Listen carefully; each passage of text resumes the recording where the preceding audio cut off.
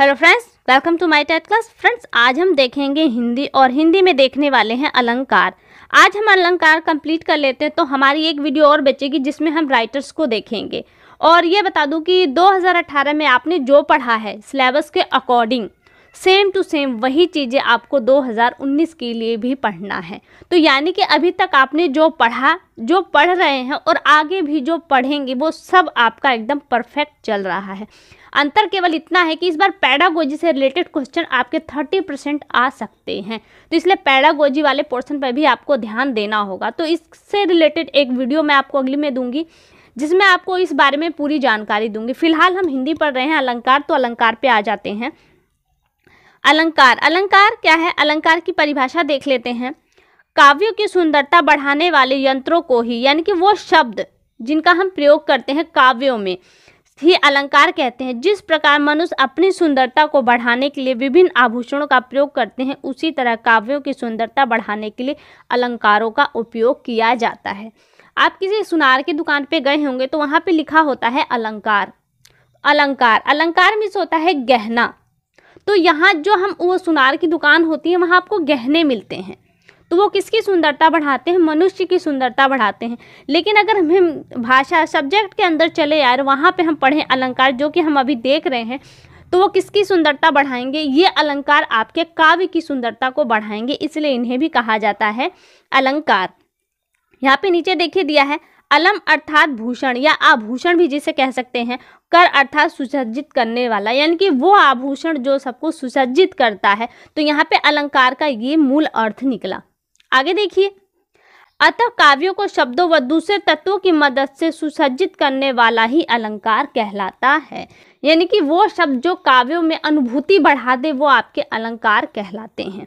अलंकार के भेद देख लेते हैं। अलंकार के देखिए यहाँ पे दिया है अलंकार के दो भेद हैं। कौन कौन से? शब्द अलंकार और अर्थालंकार। अब दोनों को अलग अलग देख लेते हैं। पहला है शब्द अलंकार।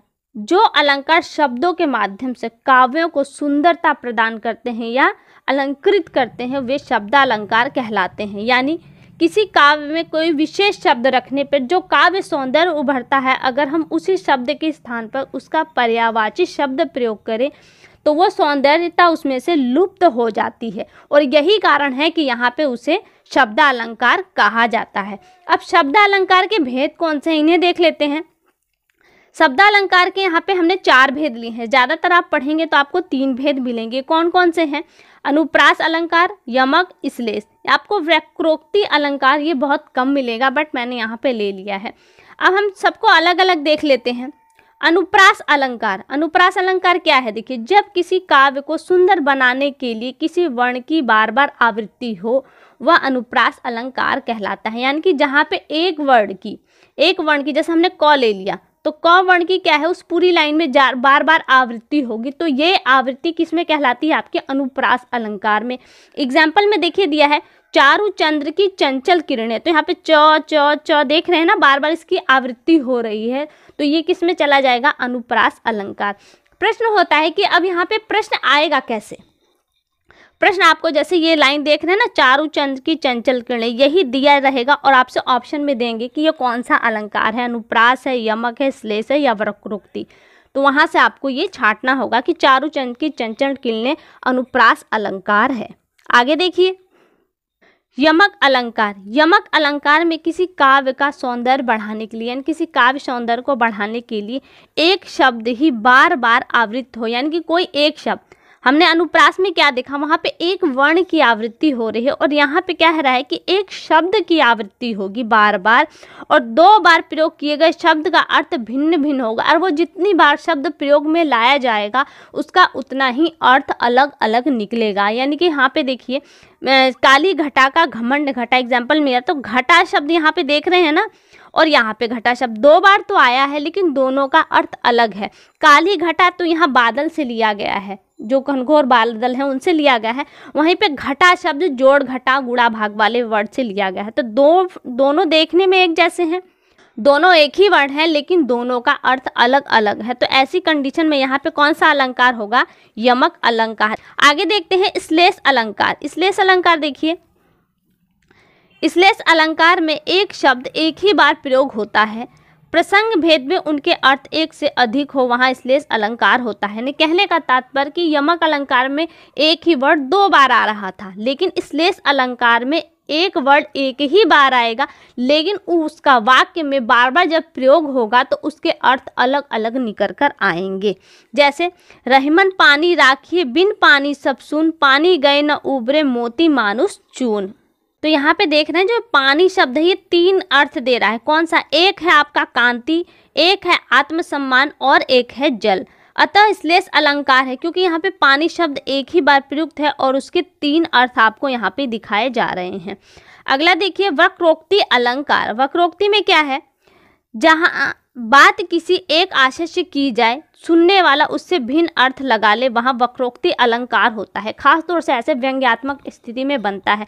आप कहते कुछ हैं लेकिन आपके शब्दों को वो दूसरे अर्थ में पिरो लेता है। जैसे को तुम हो, यहाँ पे राधा और कृष्ण का संवाद हो रहा है। राधा कह रही है कि को तुम हो, कौन तुम हो, इत आए कहाँ और यहाँ कैसे आए हो। तो श्याम कह रहे हैं, यानी कि कृष्ण कह रहे हैं घनश्याम हो, यानी कि अपने आप को वो बता रहे हैं कि मैं घनश्याम हूँ। तो राधा कहती हैं तो कितहूँ बरसो। तो घनश्याम आप जानते हैं बादलों को भी कहा जाता है। तो राधा कृष्ण अपने लिए वहाँ पे बताना चाहते हैं, लेकिन सुनने वाले में, यानी कि राधा ने उसके दूसरे अर्थ पर ले गई हैं। उसे किस में ले गई हैं? बादल पे, और कह रही हैं कि तो जाकर कहीं बरसो। तो यहाँ पे क्या हो गया आपका? वक्रोक्ति अलंकार। तो यहाँ से देखिए आपके शब्दालंकार कंप्लीट हुए। अब हम चलते हैं अर्थालंकार पर। अर्थालंकार की डेफिनेशन को हम देखें तो देखिए यहाँ पे दिया है, जब किसी वाक्य का सौंदर्य उसके अर्थ पर आधारित होता है तब यह अर्थालंकार के अंतर्गत आता है। यानी कि शब्द आप पर्यायवाची शब्दों का प्रयोग करते भी हैं तो यहाँ पे उसके अर्थ में कोई परिवर्तन नहीं आने वाला, उस काव्य की सुंदरता जो कि तो बनी रहेगी। तो यहाँ पे क्या कहलाएगा? वो अर्थालंकार, यानी कि शब्दों को हेरफेर करने के बाद भी वो अलंकार बना है तो वो कहलाएगा आपका अर्था अलंकार। उसके अर्थ में कोई परिवर्तन नहीं हुआ। अब इनके भेदों को भी देख लेते हैं। अर्था अलंकार के मुख्य 5 भेद हैं। कौन कौन से हैं? उपमा, रूपक, उत्प्रेक्षा, अतिशयोक्ति अलंकार। लेकिन यहाँ पे केवल 5 भेद ही नहीं है, अर्थालंकार के बहुत सारे भेद हैं, लेकिन जो इम्पोर्टेंट है केवल हमने वही यहाँ पर लिए हैं। अब इन 5 को थोड़ा अलग अलग देख लेते हैं।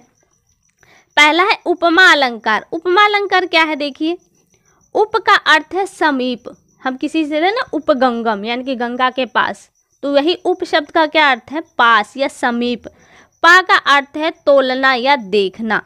अतः जब 2 भिन्न वस्तुओं में समानता दिखाई जाती है तब वहाँ उपमा अलंकार होता है। जैसे कर कमल सा कोमल है, यानी कि कर में हाथ, कमल सा यानी कि कमल के समान कोमल है। तो यहाँ क्या हो गया? उपमा अलंकार। यहाँ पे तुलना की जा रही है किसमें? हाथ में और कमल में। तो यहाँ हो गया आपका उपमा अलंकार। अगला देखिए रूपक अलंकार। जब उपमान और उपमेय में अभिन्नता या अभेद दिखाया जाए। अब देखिए यहाँ पे क्या है? उपमान और उपमेय क्या है? हम कहें कि राधा का मुख चांद के समान है, तो हम राधे का मुख जो है वो किसके समान है? चांद से। हम उसकी तुलना चांद से करें तो जिससे तुलना की जाए वो आपका उपमान कहलाता है, और जिसकी तुलना की जाए यानी कि राधा क्या है? उपमेय है।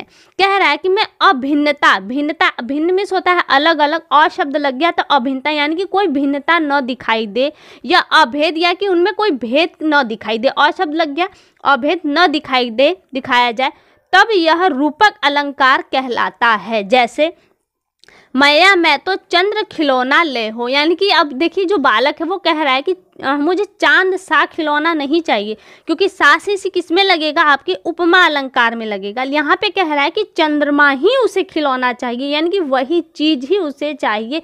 वहाँ पे वो कोई भेद नहीं रख रहा, अभेद है। तो ये क्या कहलाएगा? आपका रूपक अलंकार, जहाँ पे कोई उपमेय और उपमान में कोई अंतर नहीं रखता, दोनों ही समान हो जाते हैं, तो वहाँ क्या होता है? आपका रूपक अलंकार। अगला देखिए उत्प्रेक्षा अलंकार। जहाँ उपमेय में उपमान के होने की संभावना या वर्णन हो वहाँ उत्प्रेक्षा अलंकार होता है। उपमेय में यानी कि सीता में उपमान यानी कि चांद के होने की, क्योंकि सीता से हमने चांद की तुलना कर रहे हैं, तो सीता में चांद के होने की संभावना है, वर्णन किया जा रहा है, तो वहाँ उत्प्रेक्षा अलंकार होगा। जैसे यदि पंक्ति में मनु, देखिए पहचान क्या है, अगर उस पंक्ति में, जिस पंक्ति आपको दी गई है उस पंक्ति में अगर मनु, जनु, मेरे, जानते, मनहु, मानो, निश्चय, इव आदि शब्द आते हैं तो जान जाइए कि वो उत्प्रेक्षा अलंकार है। जैसे मुख मानो चंद्रमा, तो मुख क्या है, मानो शब्द दे दिया ना। अगर सेंटेंस पे न जाकर मानो शब्द ही देख रहे हैं तो यहाँ पे देखिए आपको मानो दिया है, तो किस पे चला जाएगा, उत्प्रेक्षा अलंकार में। मनु, मानो, जनु, जानो किस में चला जाएगा आपका, उत्प्रेक्षा अलंकार में। तो कह रहा है कि मुख मानो चंद्रमा है, यानी कि मुख को डायरेक्ट कहा जा रहा है कि वो चंद्रमा है। अगला देखिए, अगला है अतिशयोक्ति अलंकार। जहाँ पे किसी चीज को बहुत ज्यादा बढ़ा चढ़ा के वर्णन किया जाए वो आपका अतिशयोक्ति अलंकार में चला जाता है। जैसे जब किसी बात का वर्णन बहुत बढ़ा चढ़ाकर किया जाए वहाँ अतिशयोक्ति अलंकार होता है। जैसे आगे नदियाँ पड़ी अपार, घोड़ा कैसे उतरे पार, राणा ने सोचा इस पार, तब तक चेतक था उस पार। यहाँ पे किसका वर्णन किया जा रहा है, यहाँ पे चेतक का वर्णन किया और बहुत ही ज़्यादा बढ़ा चढ़ाकर, यहाँ तक कि राणा प्रताप अभी सोच ही रहे हैं तब तक चेतक नदी को क्रॉस कर जाता है। तो ये बहुत ज़्यादा बढ़ा चढ़ाकर हो गया ना। तो वही चीज़ है कि यहाँ पे बहुत ज़्यादा बढ़ा चढ़ाकर बात कही जाए तो वहाँ पे आप जान जाइए कि अतिशयोक्ति अलंकार है। आगे देखिए, लास्ट है मानवीकरण अलंकार। क्या है इसमें, जब प्राकृतिक चीज़ों में मानवीय भावनाओं के होने का वर्णन हो, यानी कि जो मानव फीलिंग्स होती हैं वो इन प्राकृतिक चीज़ों में दिखाई जाए तो वहाँ मानवीकरण अलंकार होता है। जैसे फूल हंसे कलियां मुस्कुराएं, हंसने का और मुस्कुराने का इस तरह की भावनाएं इंसानों में होती हैं, लेकिन यहाँ पे प्रकृति यानी कि इन फूलों में, कलियों में, पौधों में, वृक्षों में की जाती है, पहाड़ों में, नदियों में। तो ये क्या कहलाता है आपका, मानवीकरण अलंकार, यानी कि मानव भावनाएं उनके माध्यम से दिखाई जाती हैं। फूल तोड़े तो उन्हें दुख की भावनाओं के रूप में प्रकट किया जाता है, तो ये क्या कहलाता है आपका, मानवीकरण अलंकार। तो फ्रेंड्स यहाँ से देखिए आपके अलंकार कंप्लीट हुए। कैसी लगी वीडियो एक बार कमेंट करके हमें ज़रूर बताएं। अगली वीडियो में आपसे फिर मुलाकात होगी, तब तक के लिए नमस्कार।